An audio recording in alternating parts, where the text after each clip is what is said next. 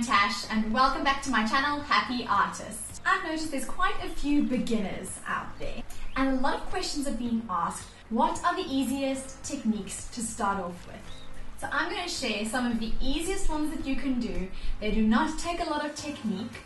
You just need to make sure that you have the right consistency and the products. And I'm going to run it through with you. The first one of this beginners series is the flip cup. And the technique is exactly that.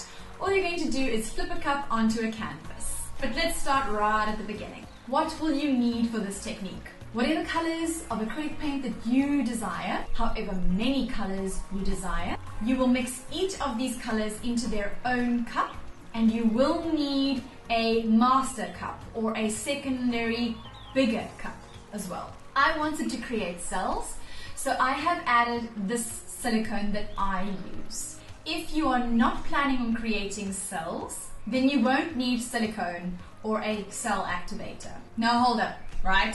You're a beginner. What is silicone or a cell activator? What are cells? Cells are pockets of color that have developed around each other, and it's quite a scientific reaction. So I do have a link at the top explaining that, as well as in the description below. You're going to struggle to create cells until you understand their development.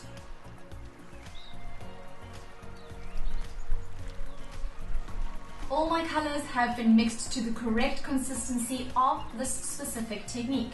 Yes, every technique has got a specific consistency that you need to work with depending on what you're trying to achieve.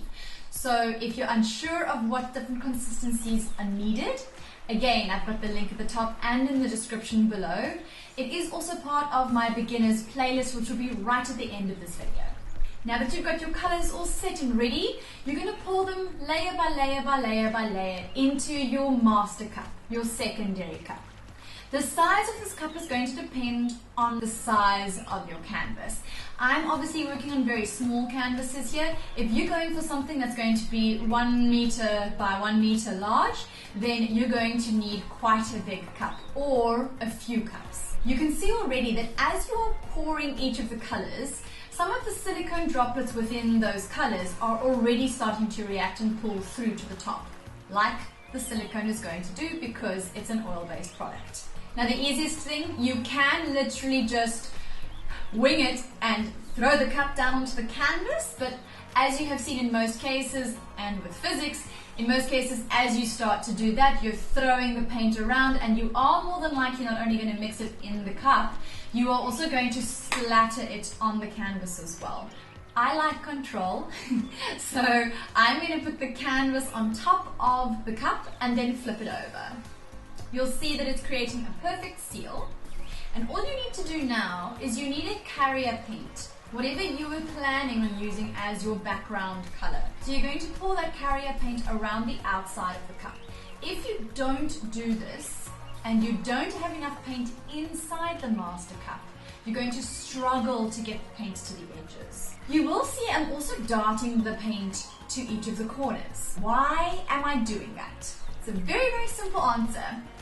Again, it's to help carry the paint. You'll notice as you start to do more and more of these flip cup techniques, as you start to tilt the paint, it doesn't necessarily always pour the paint in one direction. So you want to try and have the paint still help carry all the way to the corners, otherwise you'll end up tilting for days just trying to cover the corners with paint. Sometimes once you've mixed your colors, there are going to be air bubbles in the paint.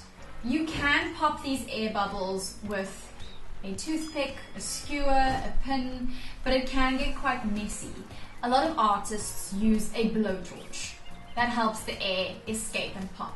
It will also create a cell if there is another paint color underneath that layer. If you do this before you tilt, you will stretch that cell to a much larger scale. If you do it afterwards, you're going to get a whole bunch of little dots.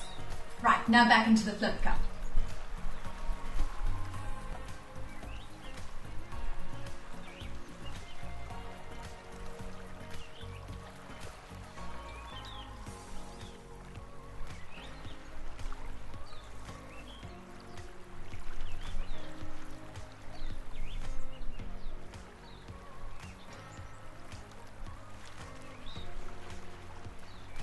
And it's as easy as that. guys. Absolutely nothing more to it.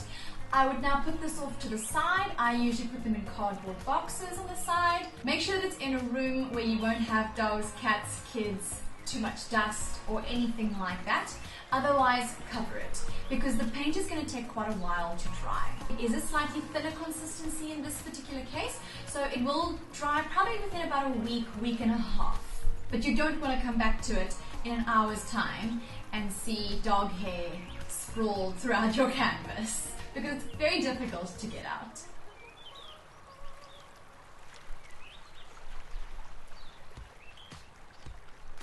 As a beginner, have you tried this technique? If you're struggling to get this sort of technique correct, let me know in the comment section below and let me see if I can help you. Thank you for watching the first of this series. Keep your eyes peeled for the next one. I hope you have a magical day. Ciao for now! And it's quite a sign.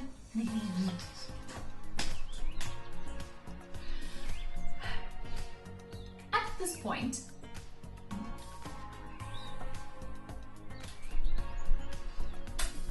because there's a very difficult way to get it out.